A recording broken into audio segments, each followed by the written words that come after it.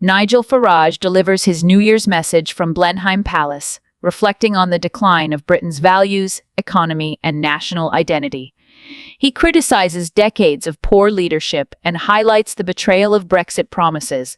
As leader of Reform U, he calls for action to restore pride, secure borders, reduce the cost of living, and reignite hope for the future, urging supporters to join his people's army and help make Britain great again. Well, I'm fortunate today to be giving you this New Year's message from Blenheim Palace. Not only a magnificent place and a wonderful place to come and visit, but of course the birthplace of Winston Churchill, who represented something when this country was indeed a great country, not just in terms of looking after its own people, but in standing up for the right things in the world. And I look back on 2024, a year that started with me in almost semi-retirement, not involved in active politics, approaching my 60th birthday with my first two grandchildren on the way. And I couldn't help thinking about what this country had been, the values that it had represented, and what it was looking like today. You know, the fish rots from the head down. We have been appallingly led in this country now for several decades. We are in societal decline. We are in economic decline. Most people are getting poorer with every year that passes. We're losing any sense of national identity. And we're actually teaching kids at school that people like Winston Churchill, born in this palace, are bad people and that our country's history is something to be ashamed of. It was also because I'd fought so hard and so long for us to get back our independence, Brexit, taking back control of our own lives, and to see that completely squandered by a Conservative Party who frankly never believed in it, but used it for electoral advantage in 2019. And almost knowing that Labour were going to win with a big majority, that I decided something had to be done. So I got back involved with politics, took the leadership of Reform UK, and I made one big promise. I said in that general election, albeit with 4 weeks to go, we'd get millions of votes and we'd establish a bridgehead in Parliament. Well, that is what we have done. And I think everybody acknowledges that we're just a handful of MPs. We've made a real impact over the course of these last 6 months. And everything we do is based on values. And those values are around the things that matter to us: family, community, and country. They're the things that got me back in politics. And we're going to campaign for us to look at history in a different way, for our kids to be proud of who we are as a nation. We're going to campaign for proper border controls. The fact that now 150,000 people, nearly all of them young men, have been able to catch dinghies across the English Channel and come into this country, frankly, is an outrage to everybody. But it isn't just that. Legal migration. Look at 2023. A Conservative Party in power promising us that net migration would be tens of thousands a year, and it was nearly 1 million. We're going to campaign to reduce the cost of living. I promise you, the net zero plans put in place at the time of Theresa May, now being pursued by Ed Miliband in the most extraordinary way, will do nothing more than put up everybody's bills and close down British manufacturing industry. We want to make this country prouder. We want to make our borders secure. We want to make our people better. Nigel Farage's remarks lay bare his disdain for both the Conservative and Labour parties, painting them as two sides of the same coin in their failure to lead the country effectively. He criticizes the Conservative Party for betraying the promise of Brexit, accusing them of exploiting the issue for electoral gain without genuine commitment to delivering the independence voters demanded. Farage highlights their inability to control immigration, pointing to record high net migration figures that starkly contradict their promises, and lambasts their adherence to costly net zero policies that he claims harm British manufacturing and exacerbate the cost of living crisis. Similarly, Labour comes under fire for embodying what he calls a uniparty mentality, offering no meaningful alternative and instead pushing policies that prioritise ideological posturing over practical governance. Farage's rhetoric positions both parties as emblematic of a political establishment disconnected from the needs of ordinary Britons, accusing them of fostering societal and economic decline while eroding national pride and identity. Are off.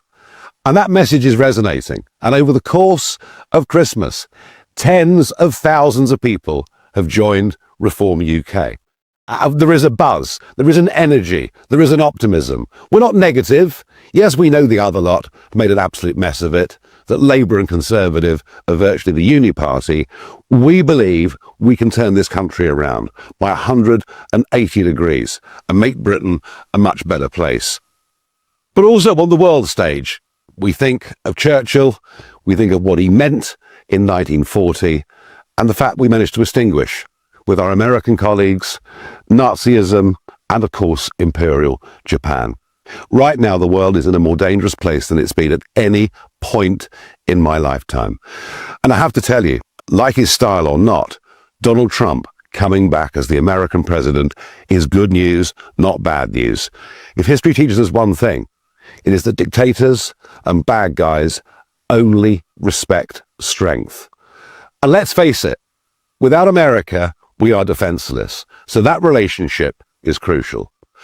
I think what reform offers for 2025 is exciting. I know it is, because the other parties are going absolutely mad. They're throwing accusations around, and I've no doubt that will get tougher throughout the course of 2025. But we know what we believe in. We've enthused millions of people in this country. And I want to say this to you. If you agree with what we're trying to do, don't just sit back and nod. Do something about it. Join those 150,000 people who've already joined our party. Because I promise you this, the only way we win, the only way we mend broken Britain, the only way we get reform in our country that so badly needs it, is if you, who agree with us, join our people's army. So make it your New Year's resolution. Join Reform UK. Join the fight back. Let's make Britain great again. Happy New Year. Nigel Farage's message underscores a rallying cry for Reform U, positioning it as the antidote to what he perceives as the failures of the Conservative and Labour parties, which he dismisses as a uniparty. Farage critiques the political establishment for decades of mismanagement, framing Labour and the Conservatives as indistinguishable in their ineptitude and inability to address the country's challenges. He emphasizes the widespread discontent among the electorate, blaming both parties for economic decline, the erosion of national identity, and ineffective border control policy. His narrative portrays Reform UK as a movement fueled by optimism and grounded in values like family, community, and national pride, offering a vision of radical change and a return to greatness. On the international stage, Farage invokes the legacy of Winston Churchill, drawing parallels between historical moments of strength and what he sees as the necessity of strong leadership today. He aligns himself with figures like Donald Trump, lauding his return to American politics as a symbol of strength and decisiveness. Farage frames Trump's leadership as a bulwark against the global dangers posed by dictatorships and unstable geopolitics, suggesting that without a strong alliance with the US, Britain would be defenseless. This emphasis on Churchillian strength and the importance of the UK-US relationship seeks to connect his vision for Reform UK to a broader historical and international narrative. Farage's rhetoric also reflects a strategic mobilization of grassroots support, urging individuals to take action by joining Reform UK. He appeals directly to those dissatisfied with the political status quo, emphasizing that the movement's success relies on collective participation. By highlighting the surge in party membership and the momentum behind Reform U, he portrays it as a growing force capable of challenging the establishment and leading the nation toward a brighter future. The central thrust of his message is a call for bold, transformational leadership, one that rejects the compromises and failures of the past in favor of a values-driven approach that prioritizes sovereignty, economic recovery, and national pride. Farage frames this as not only a political mission, but also a moral imperative, imploring citizens to join what he calls a people's army to repair what he describes as a broken Britain. His conclusion is a rallying plea for unity and action, positioning Reform UK as a vehicle for reclaiming the country's greatness. Thank you for watching. If you have any thoughts or opinions, feel free to share them in the comments below. Don't forget to like the video, subscribe to the channel for more updates, and join us on Telegram for exclusive content and discussions. Your support means a lot.